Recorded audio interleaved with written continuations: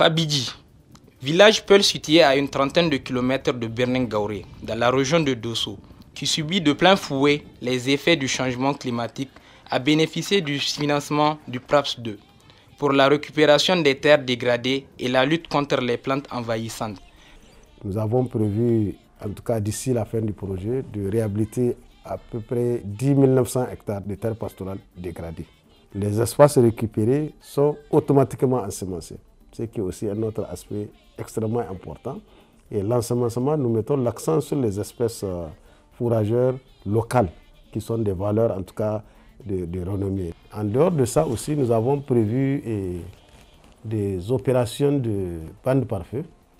Et ces opérations de bandes par feu sont prévues sur environ 7 935 km linéaires de bandes par feu. Ça aussi, nous faisons vraiment attention avec ça parce que le pâturage quand même naturel, vraiment c'est l'essentiel de l'alimentation du cheptel nigérien. Nous faisons les points avec le dispositif national de prévention et de gestion des crises, mais aussi avec la direction du développement pastoral pour voir les zones qui sont pourvues en pâturage.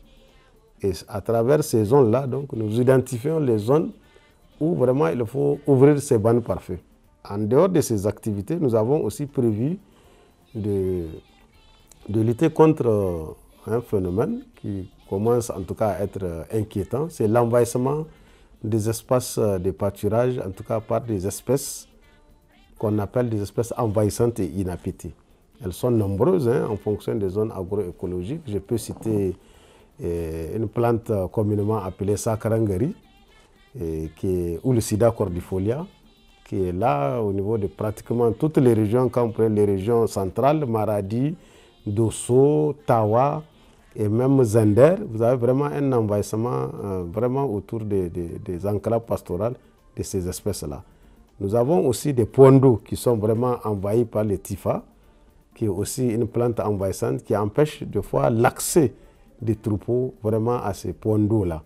Et là aussi, vraiment, nous faisons ça sous forme de cash for work avec l'implication des communautés à la base.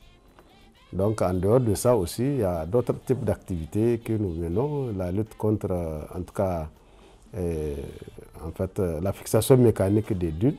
Là aussi, avec suivi d'ensemencement pour essayer de lutter contre l'avancement du désert et permettre en tout cas le réverdissement des espaces pastoraux. Ces populations résilientes face aux effets pervers de la nature ont récupéré 50 hectares en 2022 et 50 autres hectares en 2023.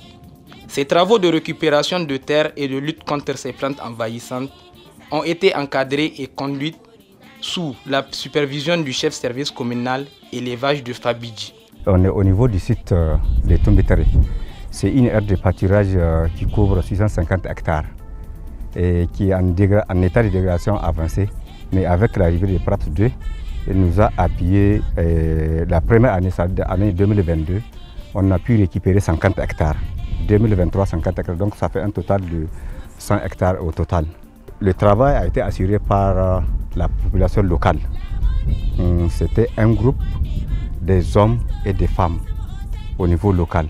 Donc le fait, il travaille, chaque semaine on vient, on le paye.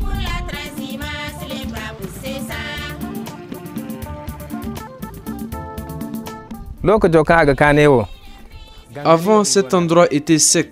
On a fait appel au projet, Dieu merci. Ils nous ont financé des demi-lunes. Aujourd'hui, vous constatez vous-même, l'endroit est viable et productif. Et tout ça, c'est grâce au projet et nous les remercions. À notre arrivée, cet espace est nu et sec. Nous avons fait les demi-lunes. À la tombée de la pluie, nous avons sémé l'herbe et recruté un gardien. Vous voyez maintenant comment l'espace est devenu avec le soutien du projet. Tabarakallah, partout c'est l'herbe. Nous faisons beaucoup attention à notre espace pastoral, ce qui fait que nous avons dans un premier temps prévu des actions de gestion des paysages. Et ces actions de gestion des paysages au niveau de la composante 2, c'est des activités qui nous permettent un peu de faire le point sur d'abord les superficies des terres pastorales qui sont dégradées au niveau de nos régions que ce soit en zone pastorale ou bien en zone agro-pastorale et même agricole. Si vraiment les terres sont dégradées, il n'y a pas assez de pâturage, généralement ce sont des terres marginales, donc nous mettons en tout cas l'accent sur la réhabilitation de ces terres pastorales dégradées. Donc là, ces réhabilitations, nous les faisons et avec l'implication des communautés et sous forme vraiment de cash for all. Donc ça, c'est une activité vraiment phare du projet. Toujours dans le département de Berni, c'est l'ensablement et l'invasion de plantes envahissantes qui menacent la mare semi-permanente de Fouga. Cette mare qui permet aux populations de la zone de mener des activités telles que l'agriculture, l'élevage et la pêche a aussi bénéficié du financement du PRAPS 2. C'est le PRAPS qui nous a aidés à désinfecter la mare des plantes envahissantes. Avant, on y trouvait tous les animaux aquatiques. Nous avons été payés nous-mêmes pour faire ces travaux. Présentement, nous sommes sur le site, la mare de Garou.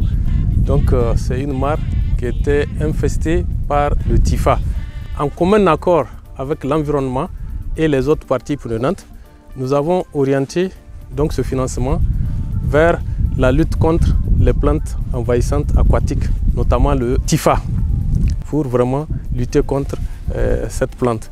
Et il s'est trouvé que le site de Garou était tellement infesté, et quand on est arrivé, on a trouvé vraiment l'adhésion de la population. Elle était organisée en équipe et vraiment le paiement était cash. Et les gens ont beaucoup travaillé et actuellement vous voyez, la mare est récupérée. Et vraiment c'est une très bonne chose parce que présentement ça permet l'abreuvement des animaux, ça permet aussi la pêche et ça a permis vraiment aux femmes et aux jeunes d'avoir aussi des revenus. Ces activités de récupération de terre, de lutte contre les plantes envahissantes, de désensablement que le PRAPS 2 finance au profit des pasteurs et agro-pasteurs permet de vaincre l'adversité et autres aléas de la nature et faire renaître l'espoir à ces populations.